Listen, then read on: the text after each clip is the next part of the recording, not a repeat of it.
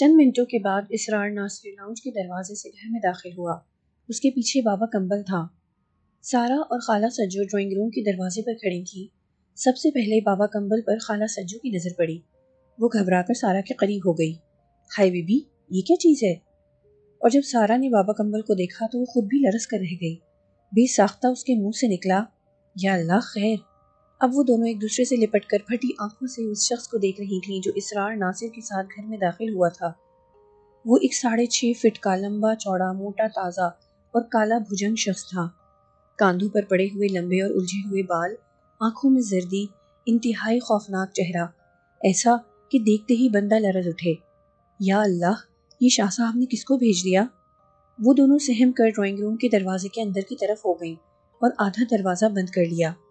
بابا کمبل اس وقت سفید کرتے اور تہبند میں ملبوس تھا اور سر پر سفید میلی سی ٹوپی تھی۔ وہ اپنے طور پر معزز شخص بن کر آیا تھا کہ شاہ صاحب کا بھیجا ہوا بندہ لگے، لیکن اس کی سفید پوشی بھی اس کے اندر کی خباثت کو چھپانے میں ناکام رہی تھی۔ وہ سیدھا زینے کے دروازے کی طرف بڑھا اور اسرار ناصر ڈرائنگ روم کے دروازے پر آ کھڑا ہوا تاکہ وہ دونوں باہر نہ نکلیں اور انہیں اس کی وجہ سے تسلی بھی رہے۔ بابا کمبل نے بند دروازے پر اپنا کالا ہاتھ رکھا تو اندر پروں کی پھڑپڑاہٹ بے پناہ تیز ہو گئی۔ گدھ ٹھک ٹھک کر کے دروازے کے پیچھے ٹکرانے لگے۔ بابا کمبل دروازے پر ہاتھ رکھے زیر لب کچھ پڑھتا رہا۔ چند لمحوں کے بعد اس نے دروازے سے ہاتھ ہٹا کر اسرار کی طرف دیکھا اور دروازے کے ہینڈل پر ہاتھ رکھ کر اسے نیچے کی طرف دبایا تو کٹ کی آواز آئی۔ لاک کھلتے ہی دروازہ تھوڑا سا کھل گیا۔ بابا کمبل ہینڈل پکڑ کر نیچے بیٹھ گیا اور ہینڈل پکڑے پکڑے اس نے اتنا دروازہ کھولا کہ اس کا بدصورت ہاتھ اندر جا سکے۔ اس نے اندر ہاتھ ڈال کر ادھر ادھر گھمایا۔ جیسے ہی مطلوبہ شے اس کے ہاتھ میں آئی، وہ تیر کی طرح کھڑا ہوا۔ تھوڑا سا مزید دروازہ کھول کر اپنا ہاتھ باہر نکالا اور خوشی بھرے لہجے میں چیخا، اسرار بھاگو! اسرار ناصر نے دیکھا کہ بابا کمبل کے ہاتھ میں ایک پھڑپڑاتا ہوا گدھ ہے جسے اس نے گردن سے پکڑا ہوا تھا اور وہ زینے کا دروازہ بند کر کے باہر کے دروازے کی طرف دوڑ گیا تھا۔ اسے گھر سے نکلتے دیکھ کر اسرار ناصر بھی اس کے پیچھے بھاگا۔ یہ دیکھ کر وہ خوش ہو گیا تھا کہ بابا جس مقصد سے یہاں آیا تھا وہ پورا ہو گیا تھا۔ اب یہاں رکنا بیکار تھا۔ اس نے سارا سے الوداعی کلمات کہنے کی بھی ضرورت نہ سمجھی اور وہ بابا کے پیچھے بھاگا۔ اسرار ناصر گھر سے نکلا اور مین گیٹ کی طرف بڑھا تو اس نے دیکھا کہ بابا کمبل دوڑتا ہوا مین گیٹ سے باہر نکل رہا ہے۔ وہ بہت تیزی سے دوڑا، کہیں ایسا نہ ہو کہ بابا کمبل رکشہ میں بیٹھ کر یہ جائے وہ جائے اور وہ سڑک پر کھڑا صرف رکشہ دیکھتا رہ جائے۔ بابا کمبل نے رکشے میں رکھے ہوئے ایک لکڑی کے پنجرے میں اس گدھ کو ڈالا اور رکشے والے سے بولا، چلو بھائی جلدی کرو۔ اتنے میں اسرار ناصر بھی ہانپتا کانپتا رکشے کے نزدیک پہنچ گیا۔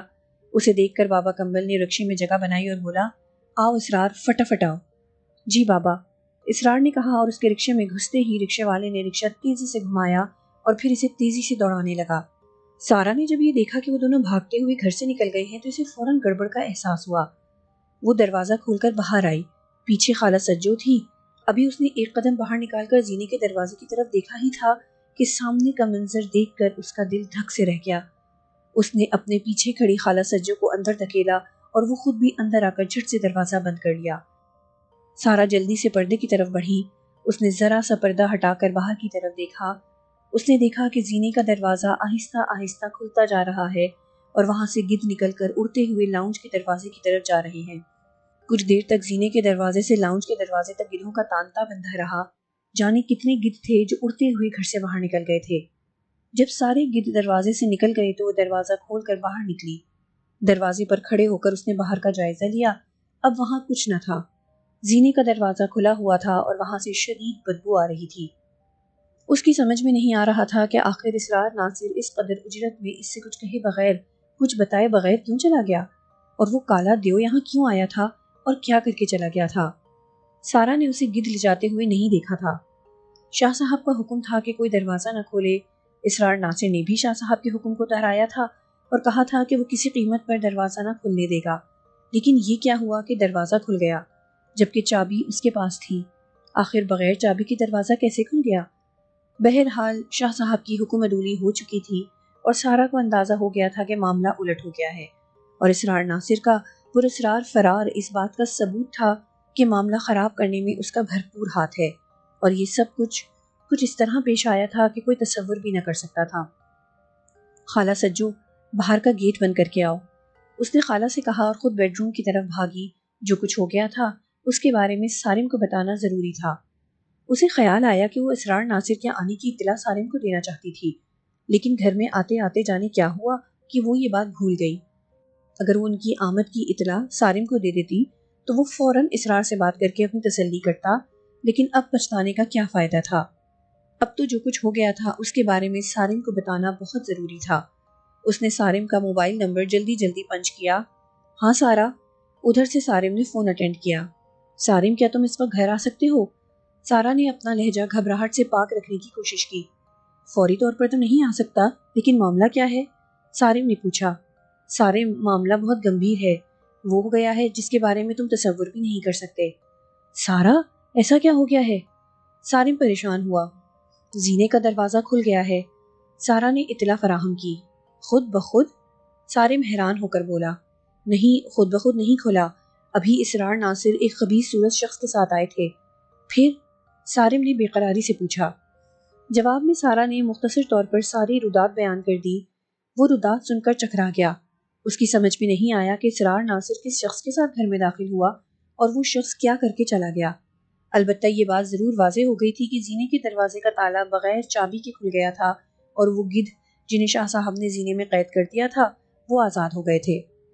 اچھا سارا، سارم پوری بات سن کر اس سے مخاطب ہوا، تم فی الحال ایسا کرو کہ زینے کا دروازہ دوبارہ لاک کر دو، میں اسرار ناصر کو ٹریس کرتا ہوں، اس سے پوچھتا ہوں کہ اصل میں معاملہ کیا تھا۔ یہ بتاؤ، ابھی تو گھر میں سکون ہے؟ سارم نے پوچھا۔ جی، سارا نے پورے یقین سے جواب دیا۔ ٹھیک ہے، سارم نے کہا، اگر کوئی مسئلہ درپیش ہو تو مجھے فوراً بتا دینا، میں سارا کام چھوڑ کر آ جاؤں گا۔ ٹھیک ہے، میں تمہیں فون کر دوں گی، ویسے تم پریشان مت ہو، جو ہونا تھا وہ ہو گیا۔ سارا نے اسے تسلی دینے کی کوشش کی۔ اوکے سارا۔ فون بند کرنے کے بعد اس نے فوراً ہی جبار ناصر سے رابطہ کیا۔ جبار دفتر میں موجود تھا۔ اس کی آواز سن کر چہک کر بولا، ہاں چندہ، کیسے ہو؟ یار، وہ اس وقت اسرار کہاں ہوگا؟ سارم نے پوچھا۔ گھر پر ہوگا، پڑا سو رہا ہوگا، کیوں خیریت؟ جبار نے کہا، ذرا بات کرنا چاہ رہا تھا، کیا اس کے پاس موبائل ہے؟ میرا خیال ہے کہ اس کے پاس موبائل ہے، لیکن مجھے اس کا نمبر معلوم نہیں۔ تم ایسا کرو نا، گھر فون کر لو، اول تو وہ گھر میں ہوگا، اگر نہیں ہوا تو مہناز سے پوچھ لینا، اس کے پاس ضرور موبائل نمبر ہوگا۔ جبار نے راستہ بتایا۔ ٹھیک ہے، اوکے، تم سے تفصیل سے بعد میں بات کروں گا، فی الحال جلدی میں ہوں۔ سارم نے فون بند کر کے جبار ناصر کے گھر کا نمبر ملایا۔ فون مہناز نے اٹھایا۔ ہاں بھابھی، کیا حال ہے؟ سارم نے مسکرا کر پوچھا۔ میں ٹھیک ہوں، سارا کیسی ہے؟ ادھر سے پوچھا گیا۔ جی وہ بھلی چنگی ہے، سارم نے جواب دیا۔ انہیں لے کر آئے نا، ایک عرصہ ہو گیا ملے ہوئے، مہناز نے شکوہ کیا۔ اچھا، میں لے کر آؤں گا، سارم نے جلدی سے جان چھڑائی، پھر اصل موضوع پر آیا۔ بھابھی یہ بتائیے، اسرار ہے کیا گھر پر؟ نہیں، آج تو وہ صبح کے ہی نکلے ہوئے ہیں، مہناز نے فوراً کہا۔ ان کا موبائل نمبر ہے آپ کے پاس؟ سارم نے پوچھا۔ جی ہے، چاہیے آپ کو؟ مہناز نے تصدیق چاہی۔ ہاں بتائیے، سارم نے کہا۔ مہناز نے اسرار ناصر کا موبائل نمبر بتایا۔ سارم نے نمبر نوٹ کر کے ایک دو ادھر ادھر کی باتیں کی اور پھر خدا حافظ کہہ کر فون منقطع کر دیا۔ مہناز کے بتائے ہوئے نمبر کو پہلے سارم نے اپنے موبائل میں فیڈ کیا، پھر نمبر ملایا، نمبر نہیں ملا۔ اس نے وقفے وقفے سے 2-4 بار نمبر ملایا، لیکن نہیں ملا، شاید اس کا موبائل آف تھا۔ اپنا کام پیک اپ کر کے سارم شام جلد ہی گھر پہنچ گیا۔ اس نے سارا سے چابی لے کر زینے کا دروازہ کھول کر دیکھا، وہاں کچھ نہ تھا، البتہ بدبو ضرور آ رہی تھی۔ سارم نے دوبارہ دروازہ لاک کر دیا۔ میری سمجھ میں یہ نہیں آیا سارا کہ وہ لوگ کیا کرنے آئے تھے، تمہارے خیال میں وہ 10 منٹ سے زیادہ گھر میں نہیں رہے، انہوں نے تالا کیسے کھول لیا اور پھر تیزی سے بھاگے کیوں؟ سارم الجھ گیا تھا۔ مجھے نہیں معلوم سارم، میں اس منحوس شکل کو دیکھ کر خوفزدہ ہو گئی تھی اور ہم دونوں ڈرائنگ روم میں بیٹھ گئے تھے۔ کچھ دیر کے بعد بڑے زور کی آواز آئی، اسرار بھاگو۔ یہ آواز سن کر جب میں دروازے پر آئی تو اسرار ناصر دروازے کی طرف بھاگتے نظر آئے۔ وہ خبیث شخص پہلے ہی گھر سے نکل چکا تھا۔ سارا کے جو کچھ علم میں تھا دہرا دیا۔ شاید وہ کسی چیز سے خوفزدہ ہو کر بھاگے، سارم نے خیال ظاہر کیا۔ نہیں، وہ شخص کسی سے خوفزدہ ہونے والا لگ نہیں رہا تھا، بلکہ ڈرانے والا لگ رہا تھا۔ اسے دیکھ کر تو اچھا خاصا آدمی کانپ اٹھے، سارا نے کہا۔ وہ کہہ رہے تھے کہ اس شخص کو شاہ صاحب نے گھر چیک کرنے کے لیے بھیجا ہے، سارا نے بتایا۔ میرا خیال ہے کہ اسرار نے کوئی کھیل کھیلا ہے، وہ جس شخص کو لے کر آیا وہ مجھے بابا کمبل معلوم ہوتا ہے۔ سارم بڑی حد تک صحیح نتیجے پر پہنچ گیا تھا۔ وہ پھر کچھ سوچ کر بولا، سارا، میں شاہ صاحب کے پاس سے ہو کر آتا ہوں، انہیں سارے معاملے سے آگاہ کرنا ضروری ہے۔ سارم، شاہ صاحب کل صبح تو آئیں گے ہی، پھر صبح جا کر ہی انہیں صورتحال سے آگاہ کر دینا، اب تو جو ہونا تھا وہ ہو گیا۔ سارا نے اپنی رائے دی، نہیں سارا، مجھے شاہ صاحب کو فوراً جا کر بتانا چاہیے، ہو سکتا ہے کہ وہ ناراض ہو جائیں کہ مجھے فوراً کیوں اطلاع نہیں دی۔ سارم نے اپنا خیال ظاہر کیا، تم دیکھ لو سارم، جیسا مناسب سمجھو وہ کرو۔ سارا نے بالآخر فیصلہ سارم پر چھوڑ دیا، مجھے جانا ہی ہوگا۔ سارم نے اپنا فیصلہ سنایا۔ جب سارم شاہ صاحب کے آستانے پر پہنچا تو اس نے یہاں کا منظر یکسر مختلف پایا۔ ایک تو گھر کا پورا گیٹ کھلا ہوا تھا اور اسے اندر لوگ بیٹھے ہوئے نظر آ رہے تھے، دوسرے گھر کی دیوار کے ساتھ موٹر سائیکلیں کھڑی تھیں، ایک پرانی گاڑی بھی کھڑی تھی، کچھ سائیکلیں بھی تھیں۔ سارم نے اپنی گاڑی ایک طرف پارک کی اور سیڑھیاں چڑھ کر دروازے میں داخل ہو گیا۔ کمرے میں کافی لوگ بیٹھے ہوئے نظر آئے، ایک طرف کچھ عورتیں بھی تھیں، ہر شخص کے ہاتھ میں سبز تسبیح تھی، ہر شخص زیر لب ورد میں مصروف تھا۔ کمرے میں کوئی شور و غل اور افراد و تفریط نہ تھی۔ شاہ صاحب بڑے مونڈے پر براجمان تھے، سامنے ایک چھوٹے مونڈے پر ایک عورت بیٹھی تھی۔ شاہ صاحب اس سے سوال جواب کر رہے تھے، مسند حسب معمول خالی پڑی تھی۔ سارم جوتے اتار کر آگے ایک جگہ پر سبز قالین پر بیٹھ گیا۔ اسے نہیں معلوم تھا کہ شاہ صاحب سے ملنے کا طریقہ کیا ہے۔ اس نے سوچا خاموشی سے بیٹھ جائے، کچھ دیر میں خود بخود اندازہ ہو جائے گا کہ شاہ صاحب تک پہنچنے کا طریقہ کیا ہے۔ سارم شاہ صاحب کی طرف متوجہ تھا، اچانک وہ عورت اٹھی اور اپنی چادر سنبھالتی ہوئی باہر نکل گئی۔ شاہ صاحب نے لوگوں کے مجمع پر نظر ڈالی تو انہیں آگے ہی سارم بیٹھا نظر آیا۔ ان کی آنکھوں میں حیرت ابھری، دونوں کی آنکھیں ملی۔ شاہ صاحب نے اسے اشارے سے اپنے پاس بلا لیا۔ اشارہ ملتے ہی وہ اٹھ کر شاہ صاحب کے پاس پہنچ گیا۔ شاہ صاحب نے مونڈے پر بیٹھنے کا اشارہ کیا، سارم مونڈھا ان کے نزدیک کر کے بیٹھ گیا۔ شاہ صاحب، میں معافی کا خواستگار ہوں، آپ نے دروازے کی حفاظت کا حکم دیا تھا، آپ نے فرمایا تھا۔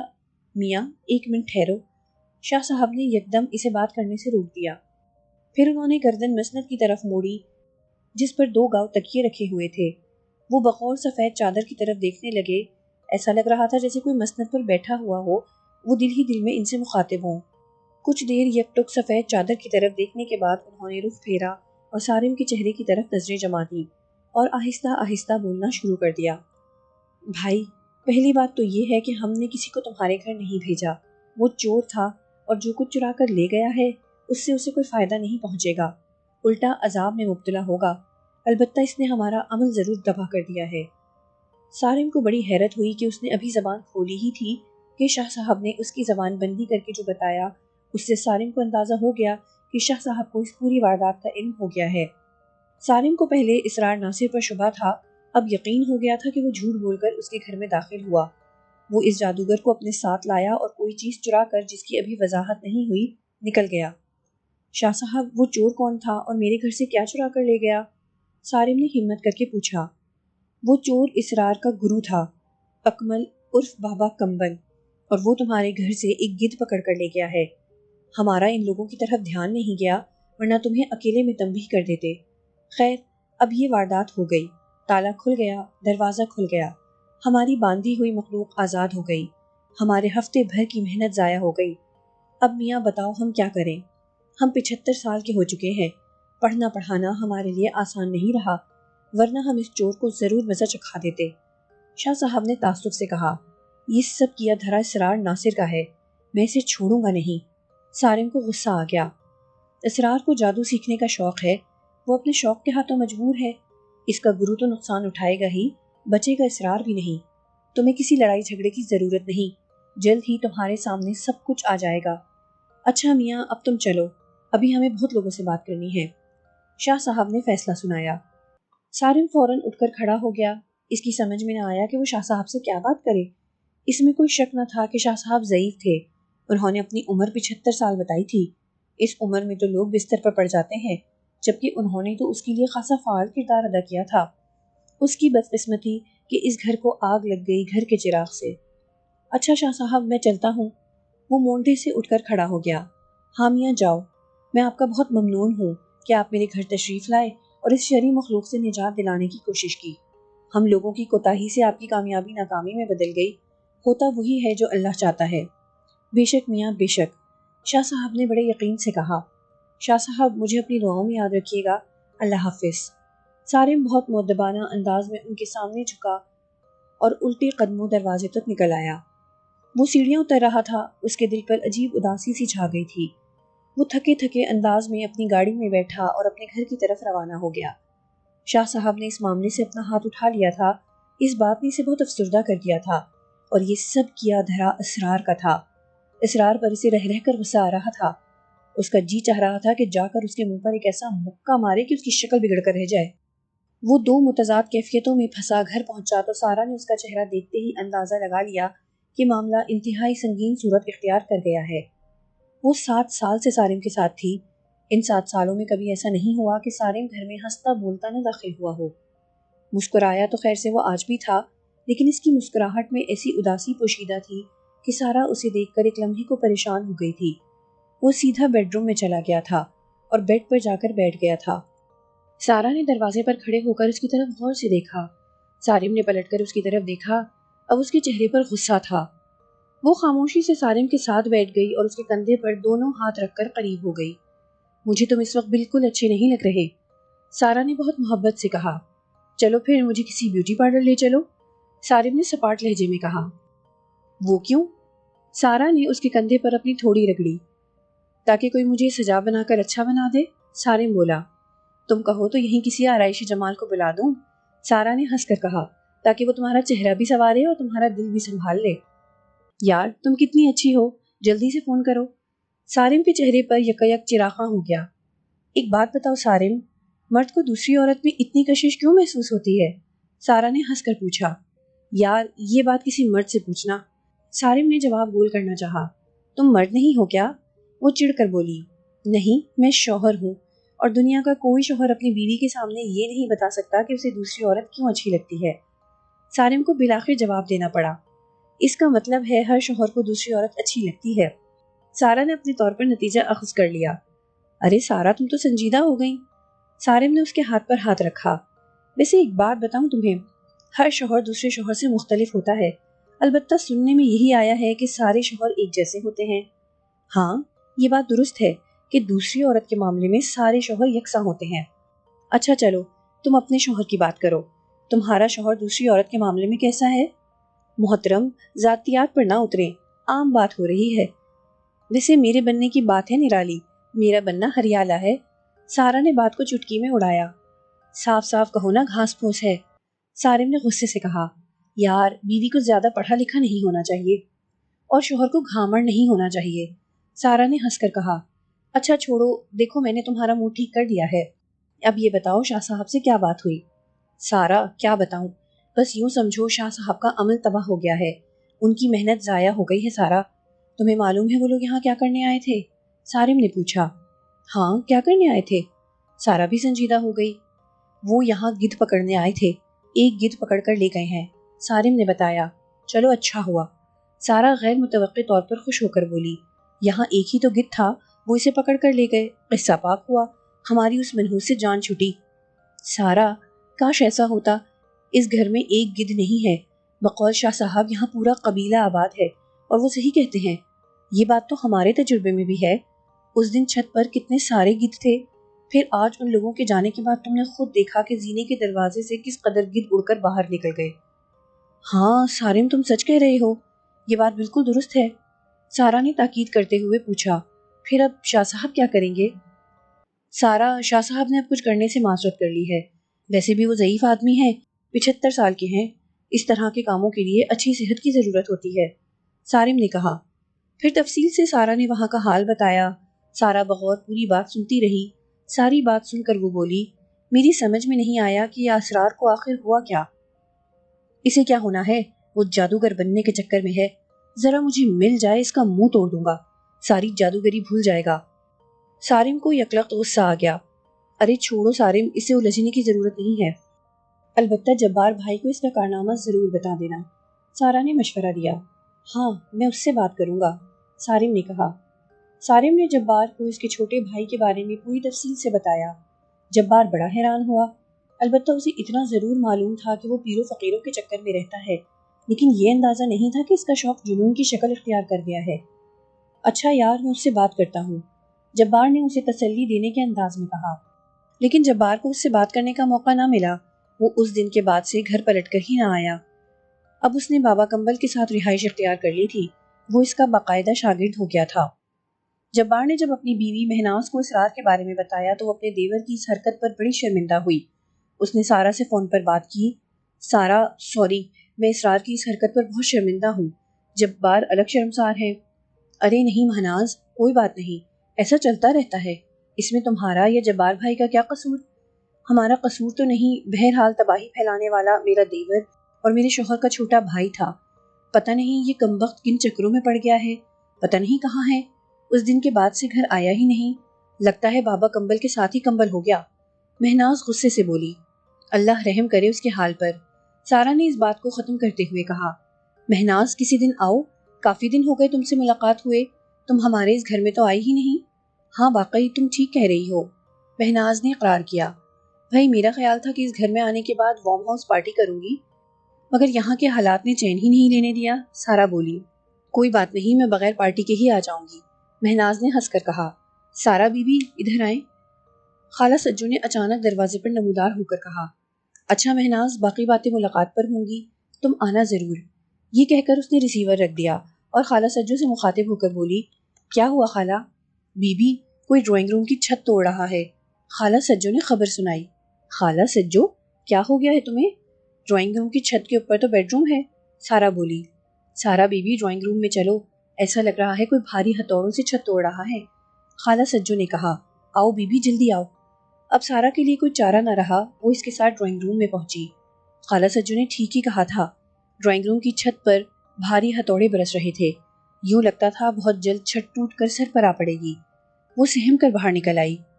سارم گھر پر نہیں تھا، اس وقت رات کے 8 بج رہے تھے۔ سارم صبح کہہ کر گیا تھا کہ وہ آج رات 12 بجے تک آئے گا۔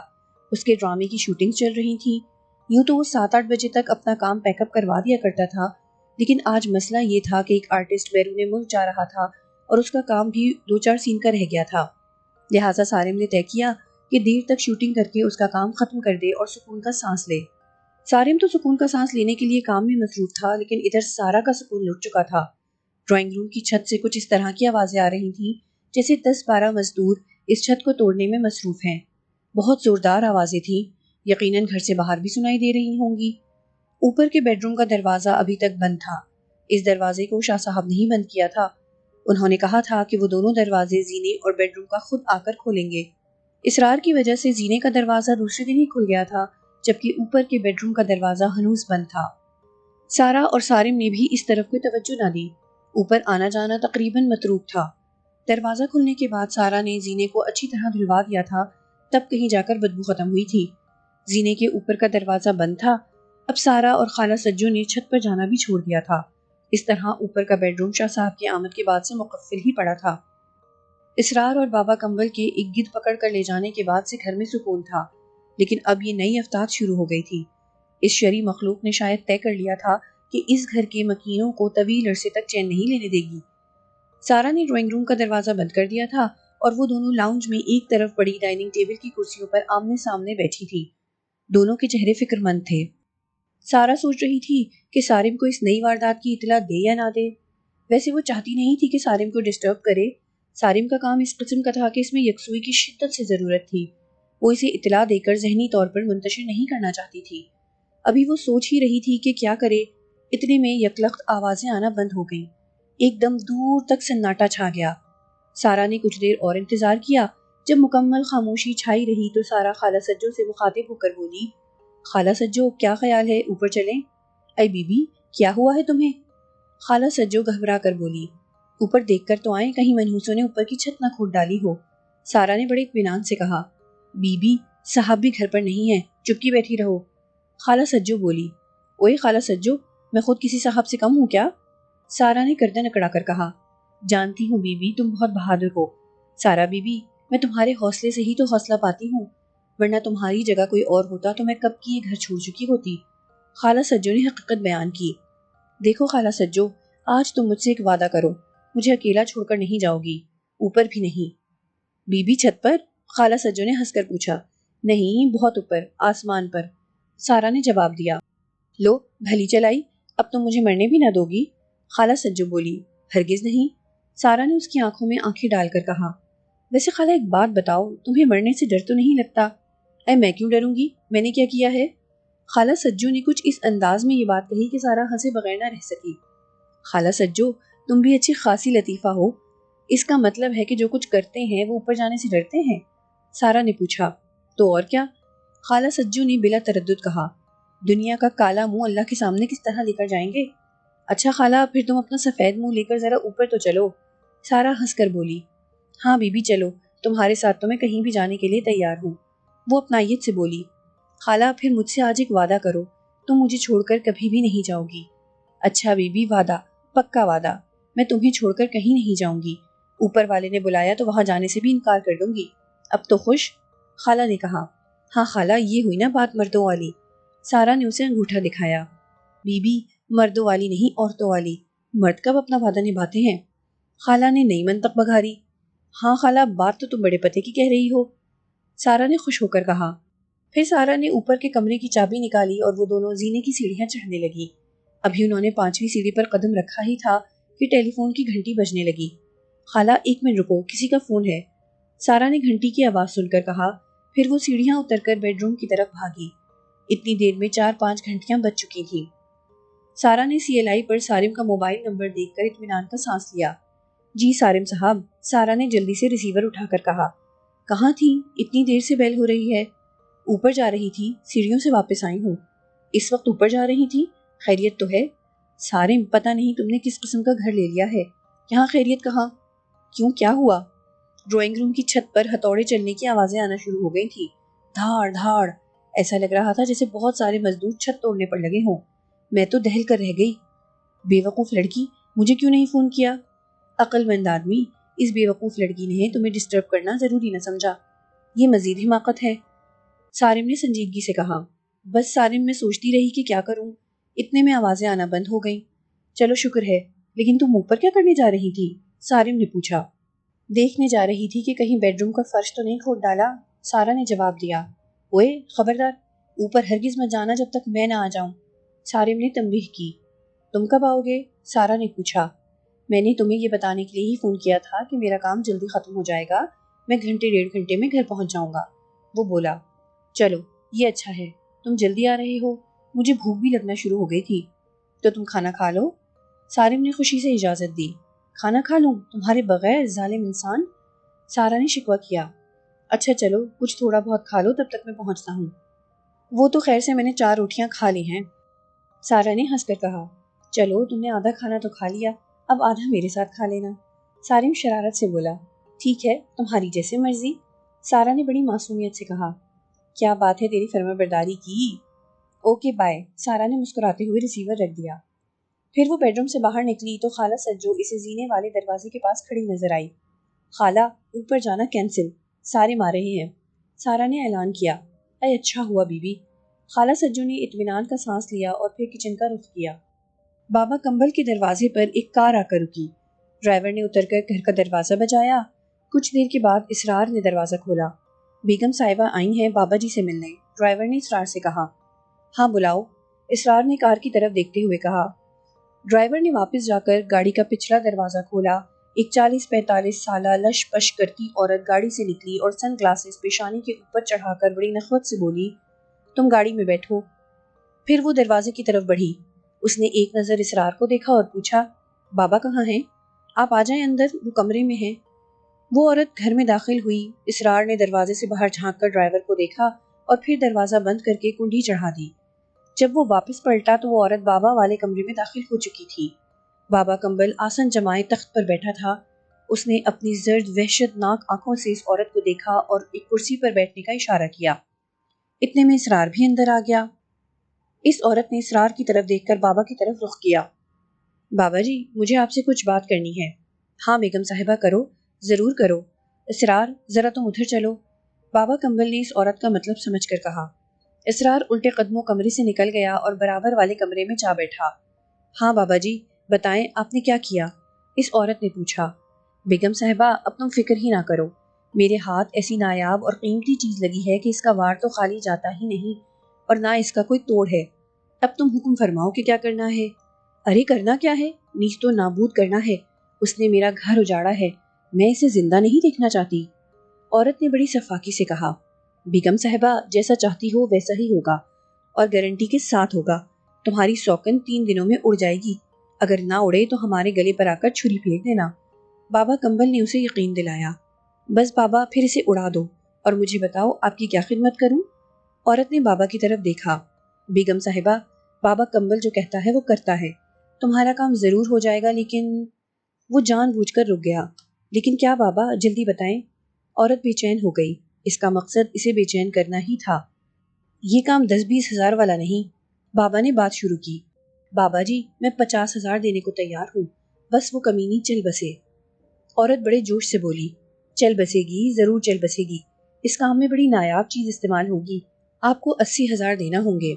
بابا جی دے دوں گی، لیکن کام کے بعد، 10,000 ابھی لے لیں، باقی کام کے بعد۔ عورت نے کہا، بھروسے والی ہو، دھوکہ تو نہ دوگی؟ بابا کمبل نے تصدیق چاہی، بھروسے والی ہوں۔ اس عورت نے پورے اعتماد سے کہا، دھوکہ نہ دوں گی۔ خیر، اگر تم نے دھوکہ کیا تو تمہارا حشر بھی ویسا ہی ہوگا جیسا تمہاری سوکن کا ہونے والا ہے، بس بابا کمبل کے غصے سے بچنا۔ بابا کمبل نے اسے ڈرایا۔ آپ فکر نہ کریں بابا جی۔ یہ کہہ کر اس عورت نے اپنا بیگ کھولا اور 1000 کے 10 نوٹ گن کر بابا کمبل کی طرف بڑھائے۔ اسرار، بابا کمبل نے زور سے آواز لگائی۔ اسرار آواز سن کر بہت تیزی سے اندر آیا۔ جی بابا۔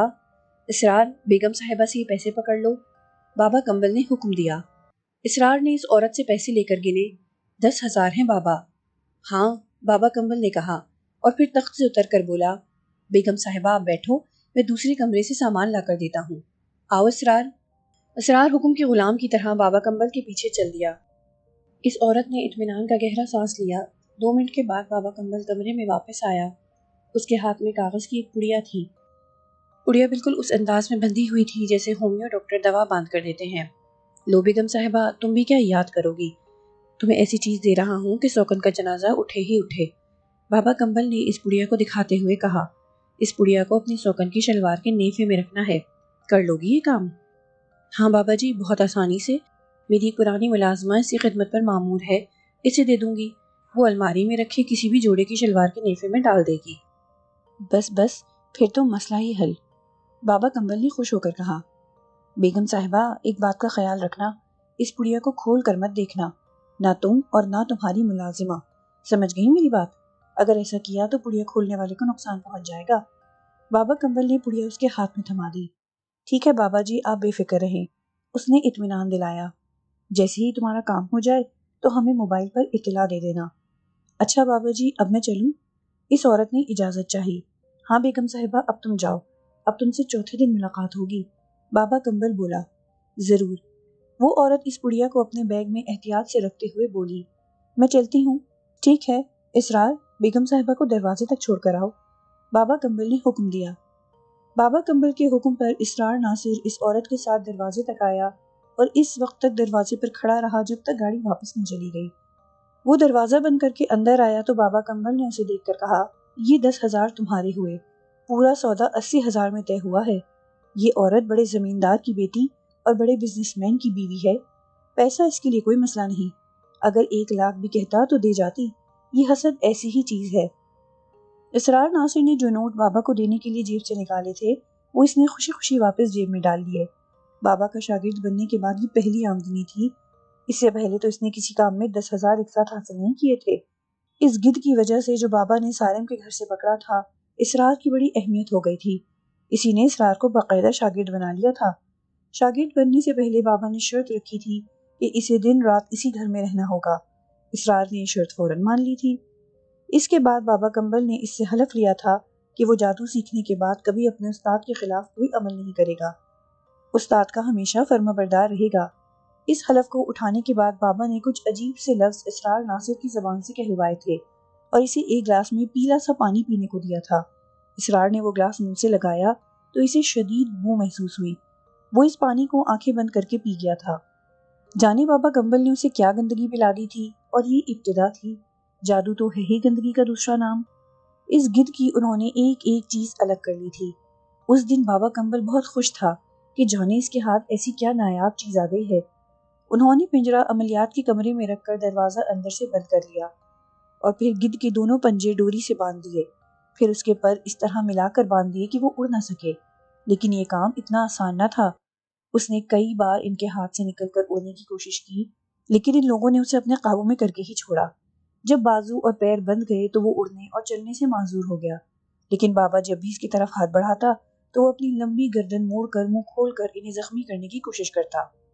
اسرار، ذرا وہ چھری اٹھاؤ، بالآخر بابا نے تنگ آ کر کہا۔ اس کا جھٹکا کرنا پڑے گا۔ اسرار نے لمبی اور تیز چھری بابا کمبل کے ہاتھ میں دے دی۔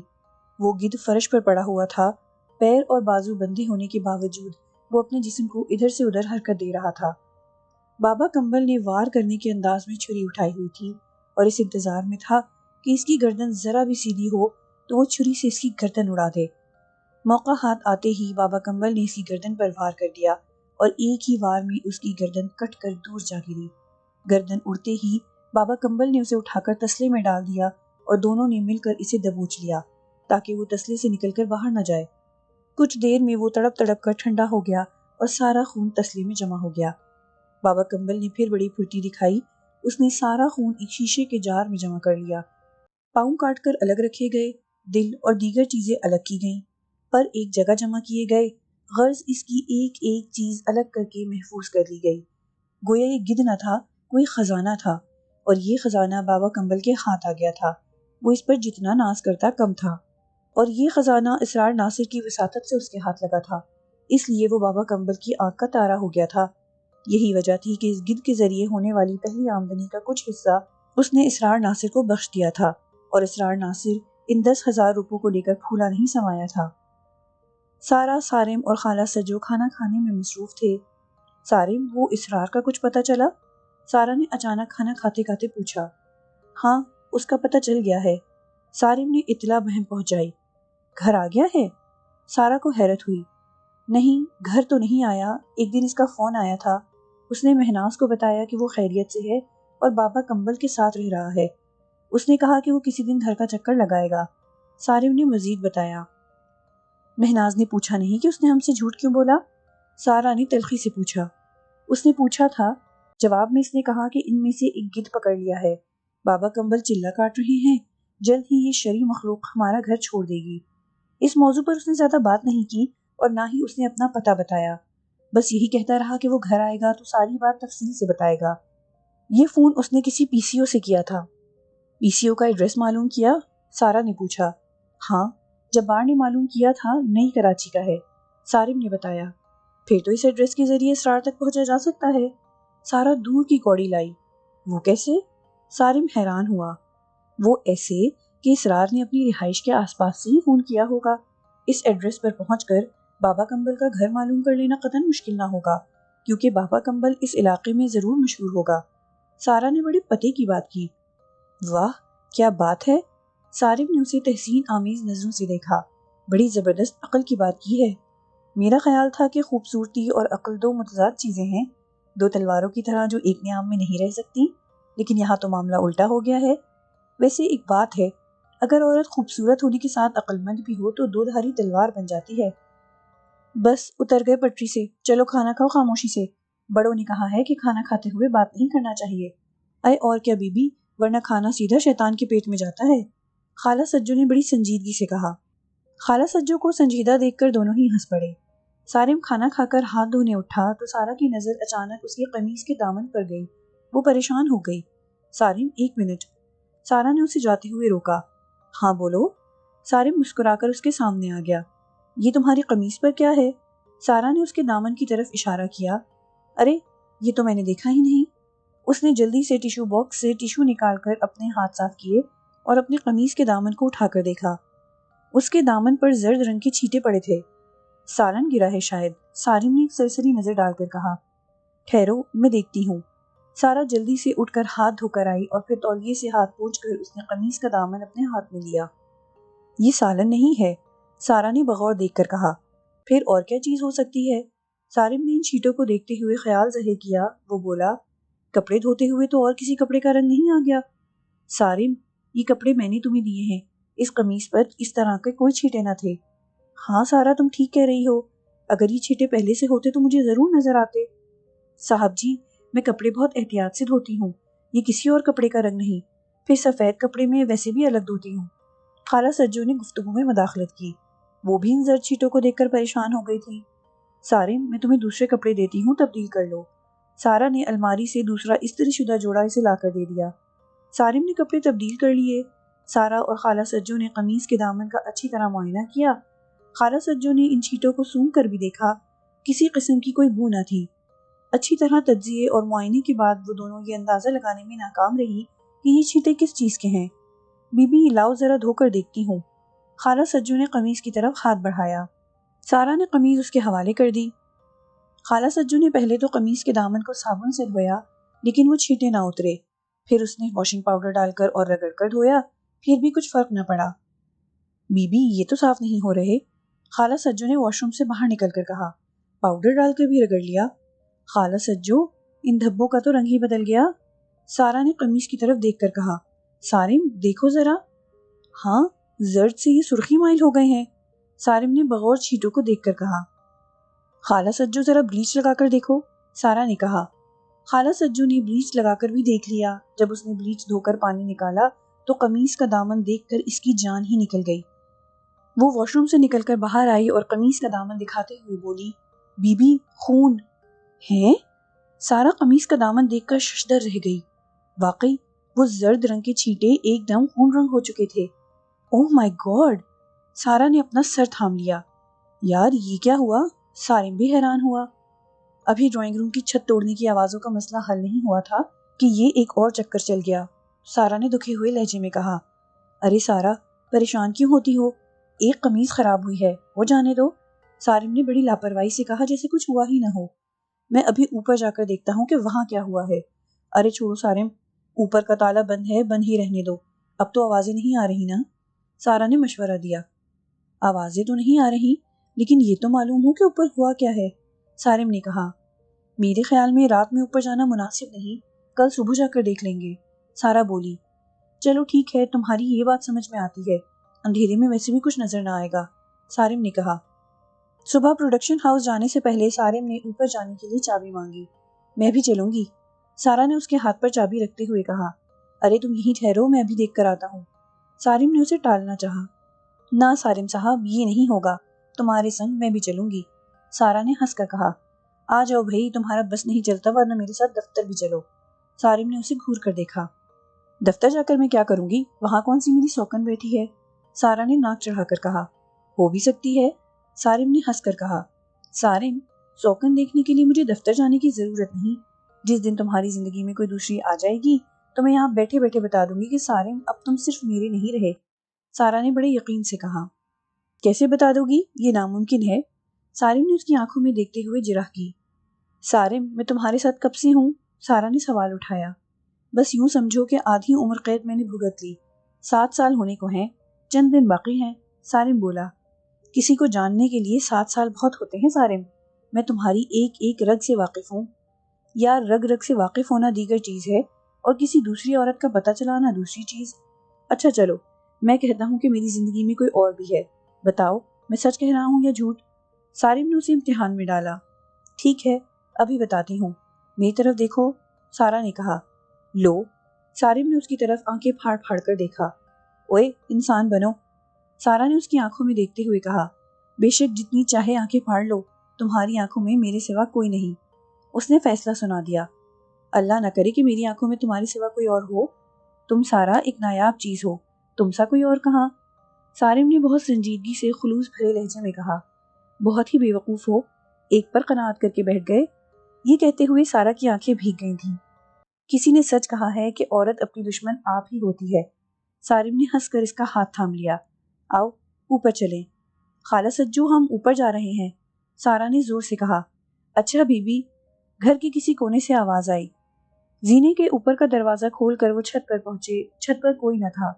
سارا چھت کا چکر لگا کر بیڈ روم کی طرف آئی، اس نے باہر کی کھڑکی سے اندر جھانکنے کی کوشش کی، لیکن پردے پھیلے ہونے کی وجہ سے کچھ نظر نہ آیا۔ سارے بظاہر تو حالات ٹھیک نظر آ رہے ہیں، دروازہ کھولنا چاہیے یا نہیں؟ سارا نے پوچھا۔ دروازہ ضرور کھولنا چاہیے، بند رہنے سے خواہ مخواہ کسی کا قبضہ پکا ہوگا، سارم بولا۔ ہاں یہ بات تو صحیح ہے، چلو کھولو دروازہ، سارا نے کہا۔ سارم نے چابی تالے میں ڈال کر گھمائی اور پھر ہینڈل پر دباؤ ڈال کر دروازہ پورے زور سے کھول دیا۔ ایک لمحے کو دونوں کا دل دھک سے ہوا، جانے دروازہ کھولتے ہی کیا آفتاب نازل ہو، لیکن ایسا کچھ نہ ہوا۔ اندر مکمل طور پر امن قائم تھا، البتہ شاہ صاحب کے آتے ہی جو شیشہ ٹوٹا تھا اس کے کچھ ٹکڑے قالین پر پڑے ہوئے تھے۔ باقی کمرے میں کسی قسم کی توڑ پھوڑ کے کوئی آثار موجود نہ تھے۔ سارا، تم خالہ سے اس کمرے کی صفائی کروا لو، میں پھر چلتا ہوں، یہ کہہ کر وہ دروازے سے باہر نکلا۔ سارا پردہ ہٹا کر پروین کے گھر کی طرف دیکھ رہی تھی۔ اس کی بات سن کر وہ بھی دروازے کی طرف بڑھی تاکہ اسے نیچے مین گیٹ تک رخصت کرائے اور ساتھ ہی خالہ کو بلا لائے۔ سارم کے باہر نکلتے ہی دروازہ ٹھک سے بند ہو گیا، یوں محسوس ہوا جیسے ہوا کے تیز جھونکے سے دروازہ خود بخود بند ہو گیا ہو۔ سارم جاتے جاتے رک گیا۔ اندر سے سارا کی دہشت زدہ سی آواز آئی، سارم! سارم نے جلدی سے ہینڈل پر دباؤ ڈالا لیکن دروازہ نہیں کھلا۔ دروازہ لاک ہو چکا تھا، چابی ابھی لاک میں موجود تھی۔ اس نے چابی گھما کر دروازہ کھولنے کی کوشش کی لیکن چابی نہ گھومی۔ اتنے میں سارا کھڑکی کی طرف آ گئی۔ اس نے پردہ ہٹا کر شیشے کی کھڑکی کھولی اور سارم کو آواز دے کر بولی، کیا ہوا سارم؟ پریشان مت ہو، دروازہ لاک ہو گیا ہے۔ سارم نے اسے تسلی دیتے ہوئے کہا، پھر کھولو دروازہ، چابی کہاں ہے؟ سارا جلدی سے بولی، چابی تالے میں موجود ہے لیکن وہ گھوم نہیں رہی، شاید تالا خراب ہو گیا ہے۔ سارم نے بتایا، ایسے کیسے ہو سکتا ہے؟ بالکل نیا تالا ہے۔ سارا فکر مند ہو کر بولی، سارم تم دفتر مت جانا، میں کمرے میں قید ہو گئی ہوں۔ ہاں سارا، کیسی باتیں کرتی ہو، میں تمہیں چھوڑ کر کیسے جا سکتا ہوں؟ ویسے تم ٹھیک ہو نا؟ ہاں سارم، میں ٹھیک ہوں۔ اس نے اندر کی طرف دیکھتے ہوئے کہا، تم اندر کی کھڑکیوں کے پردے ہٹا دو اور ساری کھڑکیاں کھول دو۔ اچھا ٹھیک ہے سارم، تم اس کھڑکی پر کھڑے رہو۔ یہ کہہ کر سارا نے اندر جا کر جلدی جلدی پردے اور کھڑکیاں کھول دیں اور پھر دوڑ کر باہر والی کھڑکی کی طرف آ گئی۔ سارم نے تالے پر خاصی زور آزمائی کی، ہینڈل پر دباؤ بھی ڈالا لیکن دروازہ کھل کر نہ دیا۔ سارم، کھلا دروازہ؟ سارا نے پوچھا۔ نہیں کھل رہا، تالا جام ہو گیا ہے، وہ بولا۔ ہائے، اب کیا ہوگا؟ کیا میں کمرے میں قید ہو جاؤں گی؟ سارا کی پریشانی جائز تھی۔ نہیں سارا، تم بے فکر ہو، ابھی کوئی انتظام کرتا ہوں، سارم نے کہا۔ فی الحال تو تم دروازے پر کھڑے ہو کر خالہ کو اوپر بلا لو، سارا بولی۔ سارم کی آواز سن کر خالہ سجو نیچے کی صفائی چھوڑ کر دوڑی آئی۔ کیا ہوا صاحب جی؟ کچھ نہیں خالہ سجو، دروازہ بند ہو گیا ہے اور کمرے میں سارا ہے، سارم نے بتایا۔ اے ہائے! خالہ کی یہ سن کر سٹی گم ہو گئی۔ خالہ سجو، میں بالکل ٹھیک ہوں، ادھر آ جاؤ، سارا نے کھڑکی سے ہاتھ نکال کر کہا۔ اے سارا بی بی، یہ کیسے ہوا؟ خالہ سجو حیران پریشان تھی۔ پتہ نہیں خالہ سجو، سارا نے کہا۔ پھر سارم سے مخاطب ہو کر بولی، سارم ایسا کرو، کسی تالے کھولنے والے کو لے آؤ، جب تک خالہ سجو میرے پاس کھڑی رہیں گی، اگر خدا نہ خواستہ کوئی مسئلہ ہوا تو پروین باجی کو بلوا لوں گی۔ لیکن وہ کیسے آئیں گی، وہ تو ڈرتی ہیں، سارم نے اسے یاد دلایا۔ ہاں یہ تو تم ٹھیک کہہ رہے ہو، یہ بتاؤ تمہیں دیر کتنی لگے گی؟ سارا کو خیال آیا۔ سارا بی بی، یہیں قریب ہی مارکیٹ میں تو بیٹھتا ہے ایک تالے چابی والا، خالہ سجو نے بتایا۔ تم نے دیکھی ہے دکان؟ سارا نے جلدی سے پوچھا۔ ہاں میں نے دیکھی ہے، خالہ سجو نے کہا۔ پھر خالہ سجو، ایسا کرو تم جلدی سے جا کر اسے لے آؤ، اس سے کہنا جو مانگو گے مل جائے گا، سارا نے اسے ہدایت کی۔ بس کسی طرح آ کر تالا کھول دے، میں ابھی جاتی ہوں۔ خالہ سجو جلدی سے دوپٹہ سنبھالتی ہوئی کھٹاکھٹ سیڑھیاں اتر گئی۔ میری سمجھ میں یہ بات نہیں آ رہی کہ تالا کھل کیوں نہیں رہا، سارا کی الجھن برقرار تھی۔ سارا، اس گھر میں ہونے والی اور کوئی بات سمجھ میں آ رہی ہے جو یہ سمجھ میں آئے گی، سارم نے مسکراتے ہوئے کہا۔ اس گھر کو خرید کر گویا ہم نے عذاب مول لے لیا، سارا کے لبوں پر شکوہ آیا۔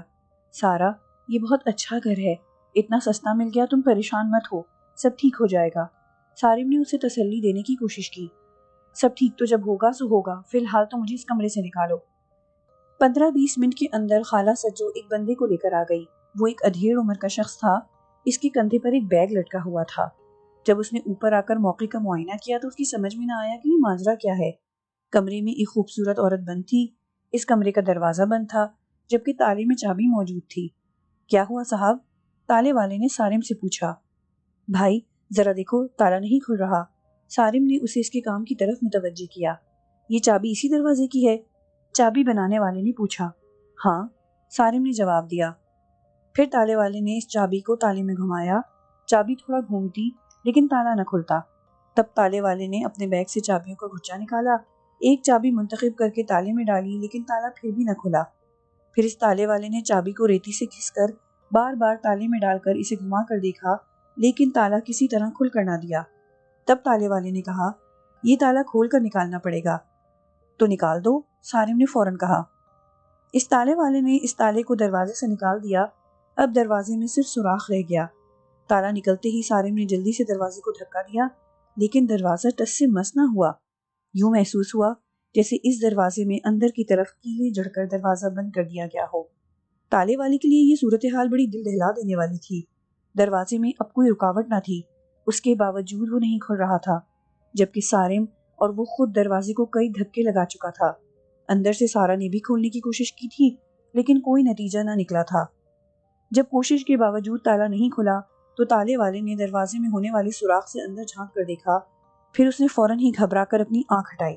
اس کا چہرہ یکا یک پسینے سے تر ہو گیا تھا، اور اس نے جلدی جلدی اپنے اوزار سمیٹے اور ایسا بھاگا کہ پیچھے مڑ کر دیکھنا بھی گوارا نہ کیا۔